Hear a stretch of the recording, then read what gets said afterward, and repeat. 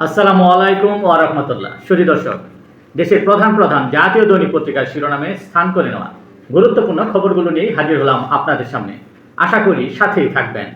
গুরুত্বপূর্ণ শিরোনামগুলোর মধ্যে শুরুতেই আজ যা যা থাকছে: মহান স্বাধীনতা ও জাতীয় দিবস উদযাপন, ফুলেল শ্রদ্ধায় বীর শহীদদের স্মরণ, সমৃদ্ধ বাংলাদেশ গড়ার প্রত্যয়, সাভারের জাতীয় স্মৃতিসৌধে রাষ্ট্রপতি ও প্রধানমন্ত্রীর শ্রদ্ধা নিবেদন, বাংলাদেশের স্বাধীনতা দিবসে ব্রিটেনের তৃতীয় রাজা চার্লসের শুভেচ্ছা, সাভারে জাতীয় স্মৃতিসৌধে বীর শহীদদের শ্রদ্ধা নিবেদন শেষে মির্জা ফখরুল ইসলাম আলমগীর বলেন, নতুন বাংলাদেশ গড়ার শপথ নিয়েছি।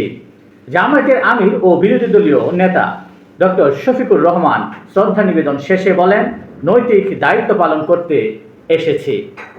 দৌলতদিয়ায় বাসডুবি, ফেরিঘাটে অব্যবস্থাপনা, ঢালু সড়ক, অরক্ষিত পন্টন, দীর্ঘশ্বাস আর আহাজারিতে স্মৃতি হাতড়ে ফিরছে স্বজনরা। বিষাদে বিলীন ঈদ আনন্দ। মৃত্যু বেড়ে ২৬, মৃতদের দাফন ও আহতদের চিকিৎসায় সহায়তা দিচ্ছে প্রশাসন।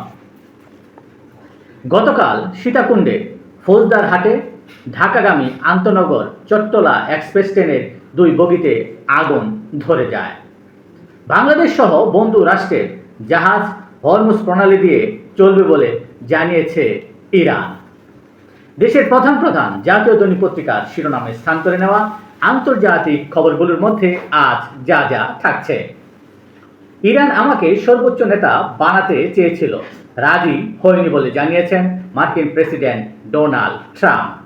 আলোচনায় না এলে পরিণতি ভালো হবে না বলেও হুঁশিয়ারি দেন তিনি। নিউ ইয়র্ক টাইমসের প্রতিবেদন, ইরানের হামলায় পশ্চিম এশিয়ায় ১৩ মার্কিন ঘাঁটি ধ্বংস হয়েছে। ইরানের নৌ কমান্ডারকে হত্যা, মার্কিন যুদ্ধবিমান ধ্বংসের দাবি তেহরানের। যুক্তরাষ্ট্র স্থলযুদ্ধ চালালে প্রস্তুত ইরানের ১০ লাখ সেনা। ইসরায়েলের পক্ষে উগান্ডা, ইরানের পক্ষে যুদ্ধে লড়বে হুতি। নিম্ন উচ্চতার ইরানি ড্রোন ঠেকাতে হিমশিম খাচ্ছে যুক্তরাষ্ট্র। ইরানের যুদ্ধ শেষ পর্যন্ত পরমাণু যুদ্ধে গড়াতে পারে বলে আল জাজিরার প্রতিবেদনে এ তথ্য উঠে আসে। যুদ্ধ থামার আশা না থাকায় তেলের দাম ফের ঊর্ধ্বমুখী। শান্তি চুক্তিতে ডনবাস অঞ্চল ছাড়ার শর্ত দিয়েছে যুক্তরাষ্ট্র বলে জানিয়েছেন জেলেনস্কি। রুশ তেল না পাওয়া পর্যন্ত ইউক্রেনে গ্যাস সরবরাহ বন্ধ রাখার ঘোষণা হাঙ্গেরির। গাজায় আন্তর্জাতিক বাহিনীতে থাকছে ইন্দোনেশিয়া, মরক্কো ও কাজাখস্তান। এই ছিল দেশের প্রধান প্রধান জাতীয় দৈনিক পত্রিকার শিরোনামে স্থান করে নেওয়া গুরুত্বপূর্ণ খবরগুলো জানিয়ে এতক্ষণ আপনাদের মাঝে উপস্থিত ছিলাম। আজকের মতো এখানেই, আবারও দেখা হবে আগামীকাল ঠিক একইভাবে। সে পর্যন্ত অবশ্যই ভালো থাকবেন, সুস্থ থাকবেন। আসসালামু আলাইকুম ওয়া রাহমাতুল্লাহ।